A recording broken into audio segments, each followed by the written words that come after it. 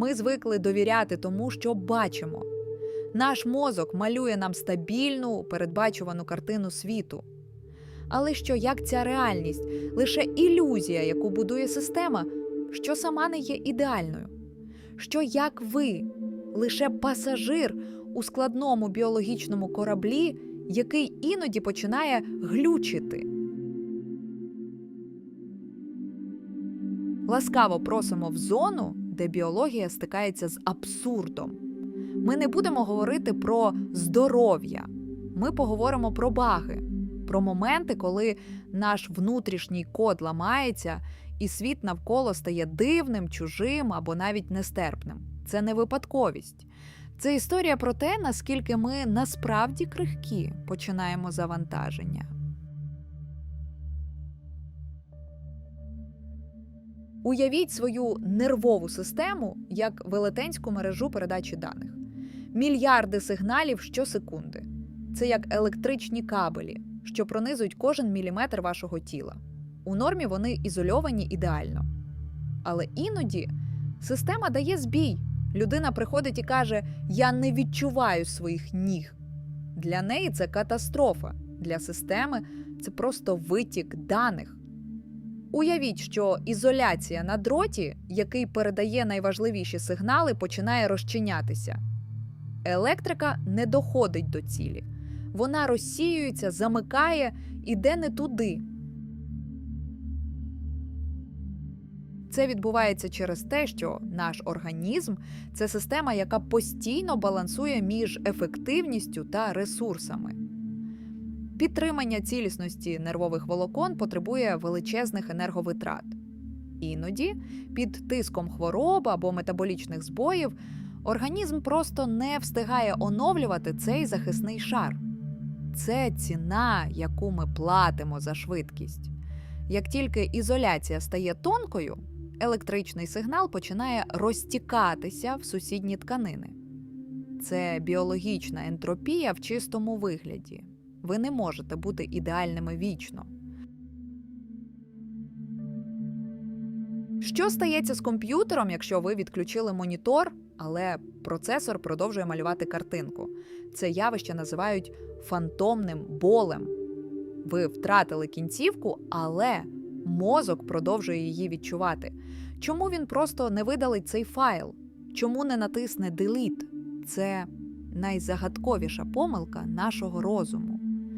Мозок настільки боїться втратити контроль, що вигадує відчуття, яких не існує. Річ у тім, що мозок – це не цифровий жорсткий диск. Це самоорганізована карта. У нас немає окремої папки «Рука», яку можна видалити. Вся архітектура нашого мозку побудована на постійній конкуренції між ділянками за простір. Коли рука зникає, сусідні зони, наприклад, ті, що відповідають за обличчя, починають захоплювати вільний простір. Біль, який відчуває людина, це не біль у відсутній руці. Це крик нейронної мережі, яка намагається відновити цілісність карти, якої більше не існує. Мозок вигадує відчуття, щоб заповнити діру в реальності.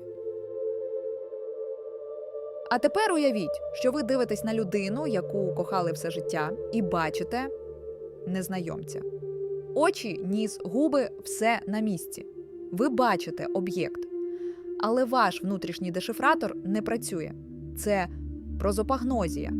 Мозок перестає розпізнавати обличчя як цілісний образ. Він бачить набір пікселів, ліній та тіней. Це як відкрити файл, у якого пошкоджений заголовок. Дані є, але програма не розуміє, як їх відобразити. Це фундаментальна самотність усередині власного розуму. Це відбувається через нашу еволюційну жадібність до ефективності. Еволюція створила в нашому мозку окремий вузькоспеціалізований блок – фузиформну звивину. Вона заточена лише під одне – розпізнавання облич. Але ця ефективність має фатальну ваду – це одинока точка відмови. Оскільки ця функція настільки спеціалізована, вона не має резервної копії, Якщо цей конкретний вузол виходить з ладу, все. Система не може переключитися на загальний режим. Це ціна, яку ми платимо за соціальну швидкість. Ми не помилки природи. Ми – результат неймовірних компромісів. Ми жертвуємо надійністю заради швидкості. Ми жертвуємо логікою заради адаптивності. Ми жертвуємо цілісністю заради спеціалізації. Кожен наш гліч – це доказ того, як важко бути людиною в цьому всесвіті. Система працює далі. А наступного разу, коли ви відчуєте, що глючите, не лякайтеся. Це просто ваша біологічна машина знову намагається зрозуміти цей всесвіт. Канал «Сингулярність» продовжує спостереження. Дякуємо, що були з нами у цій кролячій норі.